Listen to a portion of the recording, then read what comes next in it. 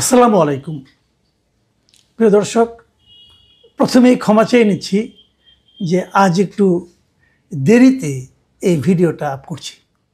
আমার ব্যক্তিগত কিছু সীমাবদ্ধতার কারণে এটা হয়নি, এই জন্য আশা করি আপনারা আমাকে ক্ষমা করবেন। মূল প্রসঙ্গে আসি।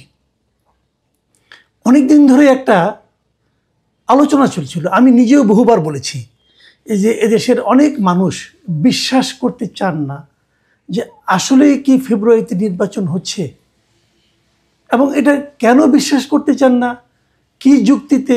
এই যুক্তিগুলিও কিন্তু অনেকে জানেন না, আমিও জানি না। এবং এটা নিয়ে আমিও বহুবার বলেছি যে সরকার যেভাবে অগ্রসর হচ্ছে, কোনো কারণেই আমি বলতে পারবো না, আমি প্রমাণ করতে পারবো না যে নির্বাচন হওয়ার ক্ষেত্রে কোনো ধরনের সংশয় আছে। তো প্রমাণ করতে পারবো না, তারপরেও দ্বিধা কেন? এটা নিয়ে আমি বহুবার কথা বলেছি, অনেকেই এটা নিয়ে আলোচনাও করেছেন, কিন্তু কেউ কিন্তু কনক্রিট কোনো ঘটনা দেখাতে পারেননি যে এই কারণে মনে করা যেতে পারে যে নির্বাচনটা ফেব্রুয়ারিতে নাও হতে পারে। তো সেই কারণটার অপেক্ষায় আমরা ছিলাম যে আসলে কোনো কারণটা পাওয়া যায় কিনা। আমার মনে হচ্ছে যেন আমরা সেরকম কারণ পেতে যাচ্ছি, সামনে আরও পাবো কিনা জানি না, মনে হয় পেতে যাচ্ছি। একটা কারণ পেয়েছি আজকে, সেটা আপনাদেরকে শেয়ার করি। আপনারা জানেন আজকে একটা বড় ঘটনা ঘটেছে, সেটা হলো একটা ছোট দলের এক নেতা, সে একটা ঘটনা ঘটিয়ে বসেছে। দলটার নাম হলো বাংলাদেশ কংগ্রেস। এই দলের কোনো কর্মকাণ্ড, কোনো রকম আপনার উপস্থিতি আপনার এলাকায় আছে, দেখেছেন? আমি দেখিনি ভাই। কিন্তু এই পার্টির যিনি সাধারণ সম্পাদক, ভদ্রলোকের নাম হলো মোহাম্মদ ইয়ারুল ইসলাম, উনি আবার একজন আইনজীবী। উনি আজকে আদালতে একটা রিট করেছেন, আজকে বুধবার হাইকোর্টের একটা রিট করেছেন। সেই রিটটা হলো যে উনি নির্বাচন কমিশনকে কিছু প্রশ্ন করেছেন এবং বলেছেন যে এই কাজগুলো না ঘটলে পরে নির্বাচন হওয়া উচিত না। এবং উনি রিটের মাধ্যমে বলেছেন যে সব ধরনের নির্বাচনী কর্মকাণ্ডের জন্য এইগুলির সমাধান না হওয়া পর্যন্ত বন্ধ থাকে। তো আদালতে রিট করলে তো অনেক কিছুই হয়।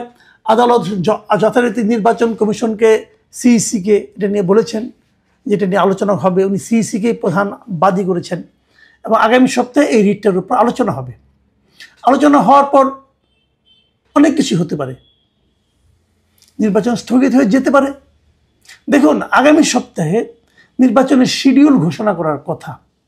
যদি আপনি ফেব্রুয়ারির দ্বিতীয় সপ্তাহে নির্বাচন করতে চান, তাহলে ডিসেম্বরের দ্বিতীয় সপ্তাহে আপনাকে শিডিউল ঘোষণা করতে হবে। সেভাবেই শিডিউল ঘোষণার জন্য বলা হয়েছিল যে 11-12 তারিখের মধ্যে শিডিউল ঘোষণা করা হবে।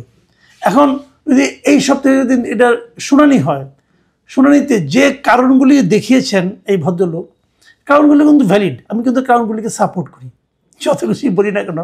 কারণ উনি কী বলেছেন? উনি বলেছেন যে নির্বাচনের সময় রিটার্নিং অফিসার সাধারণত কে হয়? রিটার্নিং অফিসার হয় ডিসি, এবং উপজেলা সহকারী রিটার্নিং অফিসার যিনি হয় এটা হলো উপজেলা নির্বাহী কর্মকর্তা, ইউএনও। এই ইয়ারুল ইসলাম সাহেবের বক্তব্য যে নির্বাচন কমিশনের জেলা নির্বাচন কর্মকর্তা একজন আছে, উপজেলা নির্বাচন কর্মকর্তা আছে। তো রিটার্নিং অফিসার কেন জেলা নির্বাচন কর্মকর্তা হবে না? একদম ভ্যালিড কারণ, প্রশ্নটা কিন্তু ভ্যালিড। এটা নিয়ে আমি নিজেও বহুবার বলেছি যে কেন ডিসিকে বানাতে হবে, কেন? এবং ডিসিকে যখন আপনি বানাবেন তখন কিন্তু আপনি প্রশাসনের আন্ডারে চলে গেলেন, তখন কিন্তু নির্বাচনটা পরিচালনা করছে প্রশাসন, নাম হচ্ছে নির্বাচন কমিশন। অনেক সময় বলা হতো না যে নির্বাচন কমিশন হলো পোস্ট অফিসের মতো, ওখানে সেগুলো জমা হয়, ওনারা দেখেন। তাহলে মূল কাজটা কিন্তু করে ডিসি। উনি রিটার্নিং অফিসার, উনি নির্বাচনের ফলাফল ঘোষণা করেন, অনেক কিছু উনি অনেক কিছু করেন, উনি অনেক কিছু করতে পারেন। এবং এটা পারেন বলেই কিন্তু এইবার এই যে নতুন সরকার আসার পর ওই নির্বাচনের সময় যারা যেখানে ডিসি ছিলেন, যারা যেখানে এসপি ছিলেন, তাদের ব্যাপারে তারা কিছু ব্যবস্থা কিন্তু নিয়েছেন। সেই নিয়ে নেওয়াটা একদম আপনার পাইকারি হারে নেওয়া হয়েছে, সেটাও আবার ঠিক হয়েছে বলে আমি মনে করি না। কিন্তু ওনারা একটা জায়গায় ঠিক ছিলেন যে আসলেই নির্বাচনকে যদি ম্যানিপুলেট করতে হয় তাহলে এই জায়গাটা হলো মূল জায়গা। ডিসি, ইউএনও, এসপি হলো মূল জায়গা। তো ইয়ারুল ইসলাম সাহেব এই পয়েন্টটাই বলেছেন যে নির্বাচন পরিচালনা ওনারা কেন করবেন? নির্বাচন পরিচালনা করার জন্য প্রত্যেকটা জেলায় জেলা নির্বাচন কর্মকর্তা নামে একটা পোস্ট আছে, তো উনি কেন করবেন না?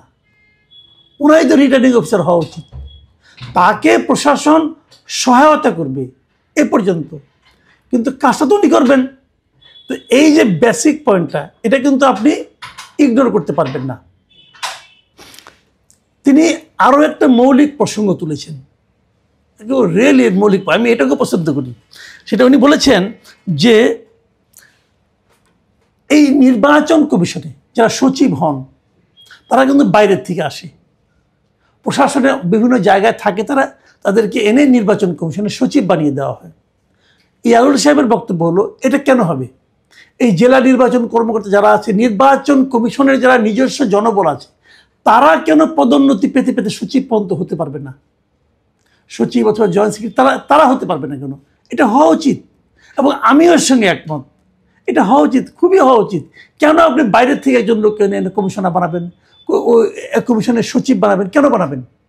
এটা উচিত না। সে অন্য একটা সচিবালয় ছিলেন, হয়তো সচিবই ছিলেন, ওনাকে নির্বাচন কমিশনের সচিবালয়ে আনতে হবে কেন?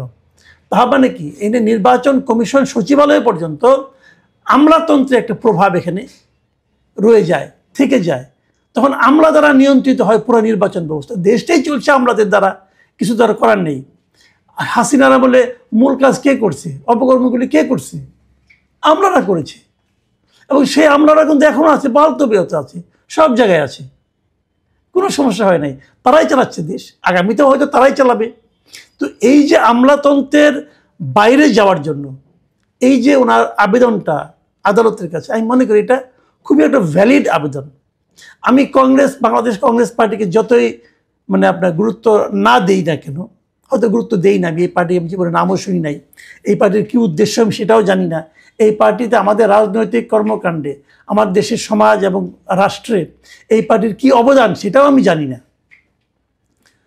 কেবল জানি যে নির্বাচনের সময় অনেক স্বতন্ত্র প্রার্থী, যাদেরকে 1% ভোটারের স্বাক্ষর জোগাড় করতে হয়, তারা এই সমস্ত পার্টির থেকে নমিনেশন নিয়ে ওই জায়গা থেকে বাঁচে, এবং বিনিময়ে কিছু লেনদেন হয়, এটুকু বিভিন্ন সময় শুনেছি আমি।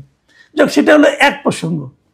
কিন্তু এই ছোট পার্টির নেতা, সাধারণ সম্পাদক মহাসচিব উনি ইয়ারুল ইসলাম সাহেব, উনি কিন্তু একটা বড় কাজ করেছেন। এই পর্যন্ত একটা পার্ট, এখন আসেন দ্বিতীয় পার্টে আসি। প্রশ্ন হচ্ছে এই ভালো কাজটা উনি এখন কেন করছেন? আজ থেকে 2 মাস আগে কেন করেন নাই? আজ থেকে 3 মাস আগে কেন করেন নাই? আগে করলে এটা কিন্তু একদিনের সমাধান হয়ে যেত, কিন্তু উনি এমন এক সময় করেছেন যখন নাকি নির্বাচনের উপর একটা স্থগিত আদেশ আসতে পারে, নির্বাচনের শিডিউল পিছিয়ে যেতে পারে, যাবে আমি বলছি না, বাট যেতে পারে। যদি পিছিয়ে যায় তাহলে কি পিছাবে?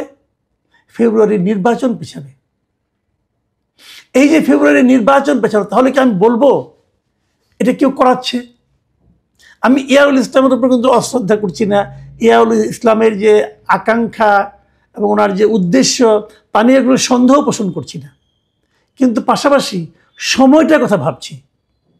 এই সময়ে এটা কেন হয় না? ধরেন আপনার বাড়িতে একটা ঘরের মনে করেন একটা দেয়ালটা নষ্ট হয়ে গেছে, রং করতে হবে, অথবা বাথরুমটাকে ঠিক করতে হবে, ওটাকে আপনি সংস্কার করতে চান, তো ওটা সংস্কার করতে গেলে তো মনে করেন আপনার অন্ততপক্ষে 15-20 দিন সময় লাগবে, অনেক কিছু ভাঙাভাঙি হবে, ইট ভাঙা হবে। এখন ওই বাড়িতে ধরেন বিয়া লাগছে, এখন যদি বিয়ার 2 দিন আগে বলে আমার এগুলি সংস্কার করতে হবে, তাহলে ভাই হবে? আপনি আগে বলতেন। তো নির্বাচনের যখন একদম চূড়ান্ত সময়, সেই সময়ে এসে আপনি রিট করে বসলেন, নির্বাচন পেছানোর কিন্তু একটা আশঙ্কা দেখা যাচ্ছে। আবার আরেকটা ঘটনা কিন্তু আছে, আমি যতটুকু জেনেছি, ওই যে জোটবদ্ধ দলগুলোকে নিজেদের প্রতীকে নির্বাচন করার যে কথাটা বলা হচ্ছে, সেটা নিয়েও কিন্তু প্রশ্ন উঠেছে, এবং মনে করা হচ্ছে সেটা নিয়েও কেউ কেউ আদালতে যেতে পারে। যদি যায় সেটা কি হবে? আরেকটা রিট হতে পারে। কিন্তু তার মানে এই সবারই মতলবটা আসলে কি? আসলে নির্বাচনটা যিনি পিছিয়ে যায়। এবার বরং ভাবেন আপনারা যে নির্বাচন পেছালে লাভ কার? আমি কিন্তু সবসময় যে কোনো আলোচনায় আমি করি না কেন, আমি কিন্তু একটা কথা আপনাদের প্রায় বলি যে আসলে বেনিফিশিয়ারিকে এটার দিকে তাকাবেন। যখন কোনো অঘটন ঘটে, যখন কোনো সুঘটন ঘটে, যে ঘটনাই ঘটুক, আপনাদের চিন্তা করতে হবে এটা বেনিফিশিয়ারিকে, এটা করলে পরে, এটা হলে পরে লাভটা কার হয় সেটা চিন্তা করে দেখেন। আপনাদের মাথার মধ্যে আসে পড়তে পারে চিন্তাটা যে তাহলে কি যারা 5 বছর থাকতে চায়, 10 বছর থাকতে চায়, 50 বছর থাকতে চায়, এটা কি তাদের দাবার কোনো চাল? আপনারা ভাবুন, পরে কথা হবে। আল্লাহ হাফেজ।